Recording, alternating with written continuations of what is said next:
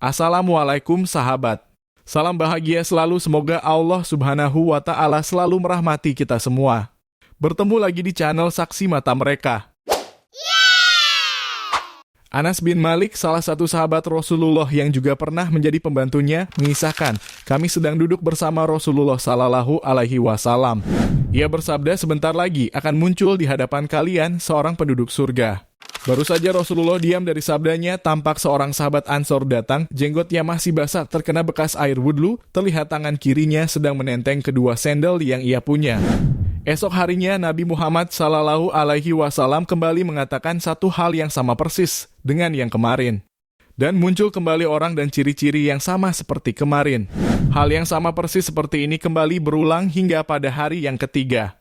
Pada hari ketiga tersebut, usai Rasulullah berdiri meninggalkan majelis, salah seorang sahabat, Abdullah bin Amr bin Al-As, membuntuti orang tersebut lalu berkata kepadanya, aku sedang punya masalah dengan ayahku, dan aku bersumpah untuk tidak masuk ke rumahnya selama 3 hari.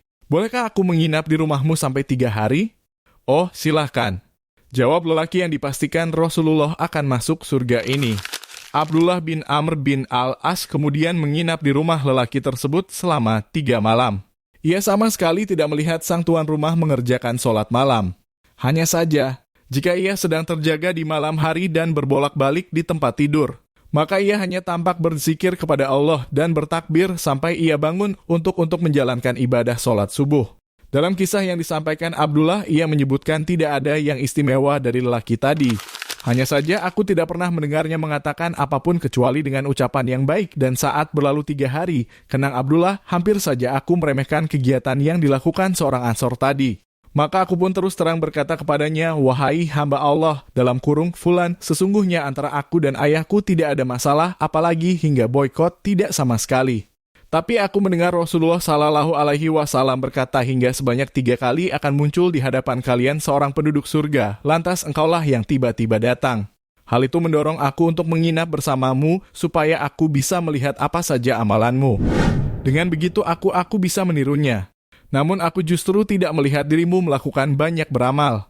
Sebenarnya amalan apa yang mengantarkanmu hingga pada derajat sebagaimana sabda Nabi Sallallahu Alaihi Wasallam dalam kurung bahwa kamu min ahlil jannah.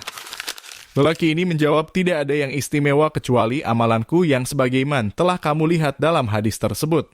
Anas bin Malik melanjutkan riwayatnya. Abdullah lalu mengatakan, saat aku beranjak pergi maka ia pun memanggilku dan berkata, amalanku hanyalah yang engkau lihat. Hanya saja aku tidak menemukan perasaan dengki jengkel dalam hatiku kepada seorang muslim pun, dan aku tidak pernah hasad kepada seorang pun atas kebaikan yang Allah berikan kepadanya mendapat jawaban memuaskan ini. Abdullah menimpali, nah, inilah amalan yang mengantarkan engkau menjadi penduduk surga. Dan inilah yang kami tidak mampu. Hadis riwayat Ahmad 12.236, ada beberapa hadis yang menjelaskan keistimewaan orang yang bisa mengolah hatinya dengan baik. 4.216 artinya ada yang bertanya kepada Rasulullah, manusia model bagaimana yang paling utama? Lalu dijawab oleh Rasulullah, setiap mahmumul qalb dan sadukul lisan dalam kurung, mulut yang selalu berkata jujur. Sahabat kembali bertanya, kalau sadukul lisan dalam kurung, mulut yang selalu berkata jujur, kita semua sudah tahu. Tapi apa itu mahmumul qalb? Rasul menjawab, itu adalah orang yang bertakwa, hatinya bersih, tidak pernah berbuat dosa, tidak pernah memberontak, dendam atau benci dan iri kepada orang lain sama sekali. Hadis riwayat Ibnu Majah 4.316. Hadis ini menjadi semacam penguat dengan kisah yang terjadi pada sahabat di atas. Sehingga hanya orang yang hatinya bersihlah yang berhak masuk surga. Dalam Al-Quran disebut dalam kurung 89 atau 89 artinya, kecuali orang yang datang kepada Allah dengan hati yang selamat. Qs Asy-Syu'ara 89 oleh Ibnu Sirin. Qalbul salim dalam ayat ini berarti orang yang hatinya tidak punya iri, dengki dengan orang lain. Orang itulah yang akan masuk surga.